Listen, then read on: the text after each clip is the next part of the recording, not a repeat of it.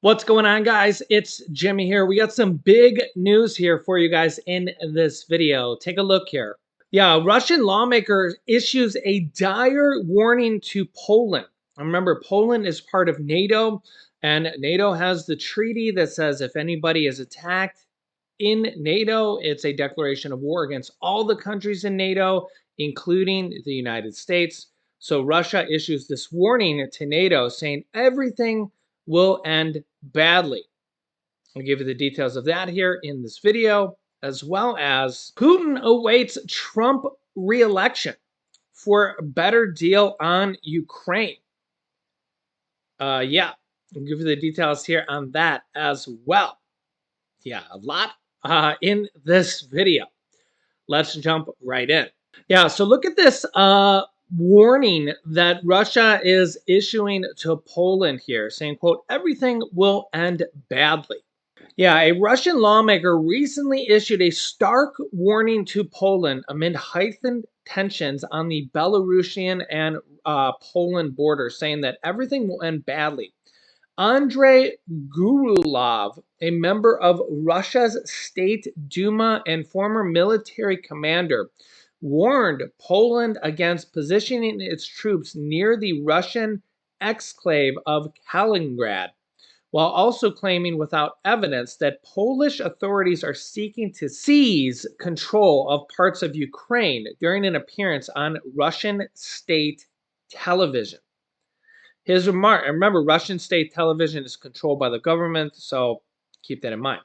His remarks follow weeks of inflamed tensions between Poland and the Wagner Group, which is a hired group by Russia, a paramilitary operation that previously fought alongside Russian troops in the war.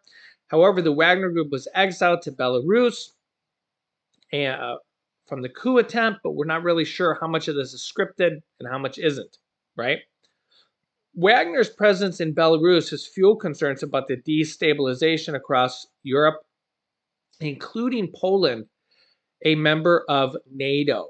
Gurulov urged Russian authorities to take a hardline stance if Poland moves its troops near Kaliningrad, though Polish authorities have not expressed any interest in taking control of the region. Quote, the second topic is the defense of Kaliningrad as an exclave. The message is very clear. Guys, if God forbid you go anywhere in the direction of our Kaliningrad region, everything will end badly for you. This is probably the way it should be. This is a false flag attempt by Russia, I believe. This is kind of how they're going to drum this up here. Their remarks were translated and posted to X, formerly known as Twitter. I think the renaming of Twitter is a huge mistake. The Kremlin Yap early Saturday morning, this was posted by them. While Poland has not moved troops near Kaliningrad, it has transferred thousands of soldiers near the Belarusian border amid Wagner's increased presence in the region. Poland has raised concern about the possibility of the Wagner Group invading Poland to seize control of the Suwalski Gap, a small but critical corridor located along Poland's border. Now, this could be a false flag move attempt by Russia. They could say, well, here's what Poland's trying to do. They're trying to move troops in to attack us or try to take over Kaliningrad. We have to defend our territory, so we're going to have to move in and attack Poland preemptively. Okay, so this is what kind of led to the start of the war. Remember, Russia moved 100, then 150,000 troops over to the border of Ukraine. The United States and Europe warned that then Russia would start their false flag attempts. They would start to create reasons on why they would need to invade Ukraine, and then they did. Remember, there was thousands of people across the world that said, oh, Russia will never invade Ukraine. And we're like, well, why do you think they're moving thousands and thousands, tens of thousands of troops to the border and tanks and artillery? Do you think they're doing that just for fun? then they created a reason to move in, and then they did.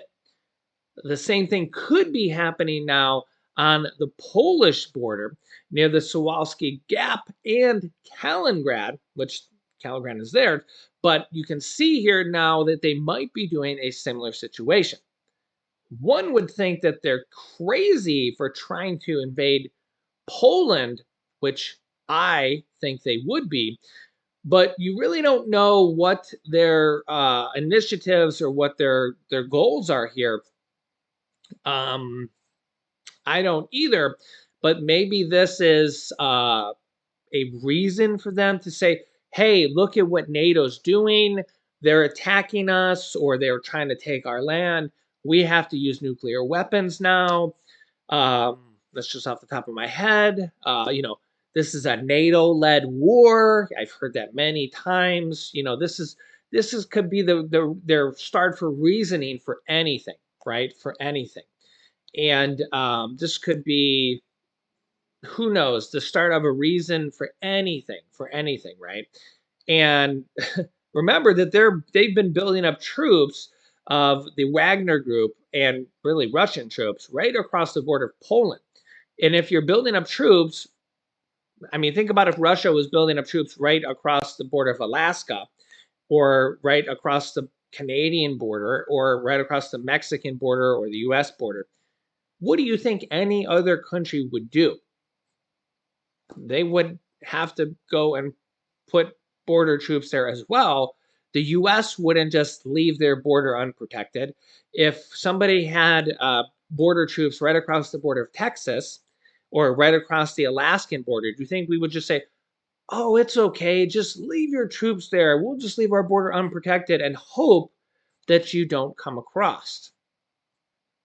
I mean, of course we wouldn't do that. We would put troops there as well and say, we need you to back off. We're not going to, just hope that you don't come across. In fact, I'll link you to a video here where both China and Russia sent ships to the Alaskan airspace or waters, both actually. We've had recent attempts from China and Russia coming to the Alaskan border here, okay? And what do you think the US did? In fact, I'll link you to that video here in a moment. So we actually have to deal with this, okay? Europe has to deal with this, okay? We don't just let them come into our territory. Yeah.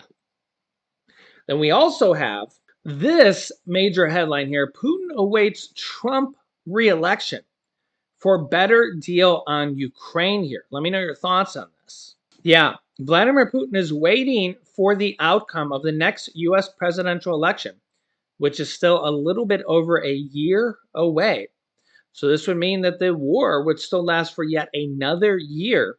This would mean, we're at about almost a year and a half now of the war. This would mean the war would be going for 2.5+ years. And this would be before striking a potential deal with Ukraine. This comes from former U.S. Ambassador to Russia, Michael McFaul. Several world leaders have proposed ways to bring the nearly 18-month, 1.5-year war in Ukraine to an end. Last week, dozens of countries met in Saudi Arabia to discuss potential peace talks, although Moscow was not invited to join. The chief of staff for NATO Secretary General Jens Stoltenberg suggested on Tuesday that Ukraine could join the alliance if it agreed to cede some territory to Russia, which is right now a non-starter for Ukraine.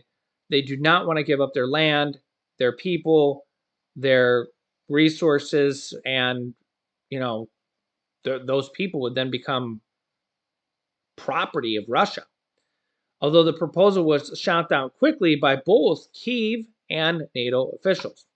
But according to McFaul, who served under the administration of former President Barack Obama from 2012 to 2014, countries are wasting their time trying to carve out a peace deal that focuses on how President Zelensky or President Biden could reach a deal to end the war.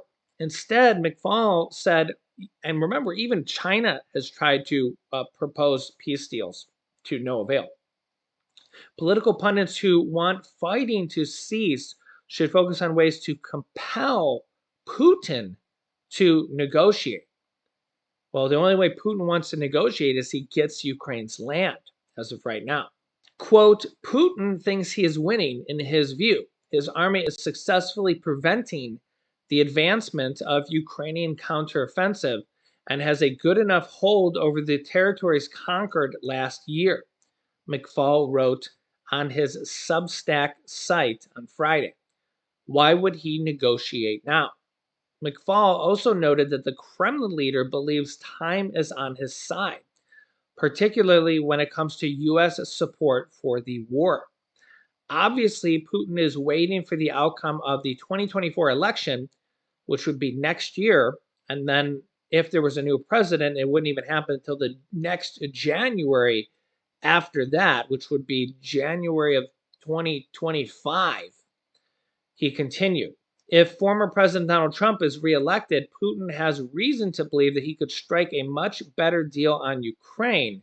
So why would he enter negotiations now? So this is quite a long time from now that Ukraine would still be under attack.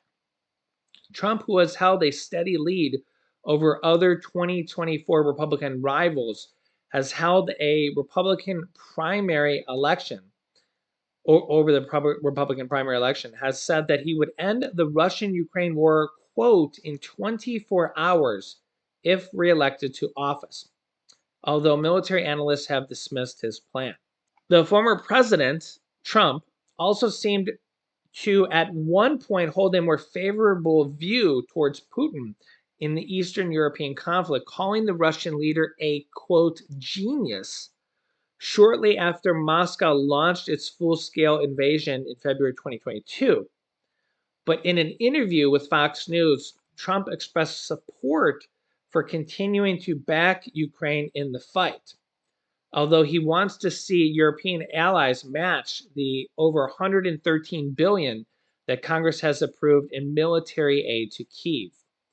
Trump said, quote, I know Zelensky very well, and I know Putin very well, even better, he said. Quote, and I had good relationship, very good with both of them. I would tell Zelensky, no more, you got to make a deal. I would tell Putin, if you don't make a deal, we're going to give him a lot. We're going to give Ukraine more than they ever got if we have to. I will have the deal done in 1 day. 1 day. Zelensky previously dismissed Trump's sentiment that the former president could reach an end to the war within a day. What are your thoughts? Let me know down below in the comments. I see it as being very difficult because, again, when we get down to the end result, Putin wants Ukraine's land. Ukraine doesn't want to give up its land. And therein lies the problem. Yeah, that's the biggest problem. And yeah, that's why, the former president of Russia, Dmitry Medvedev, has said that this war could last for decades. Yeah, and that is the problem here. Let me know your thoughts here. I'll keep you up to date. If you haven't yet, click the subscribe button down below and the bell icon so you don't miss out on any new videos. Thanks so much for liking and sharing these videos. Click here to see why China's economy is crashing and it'll affect the United States. Or click here to see what is happening across the entire country. Or click here to see what is happening across the entire country coming for all 50 states. Click on one of those videos next. Thanks for watching, guys, and I'll see you in the next video.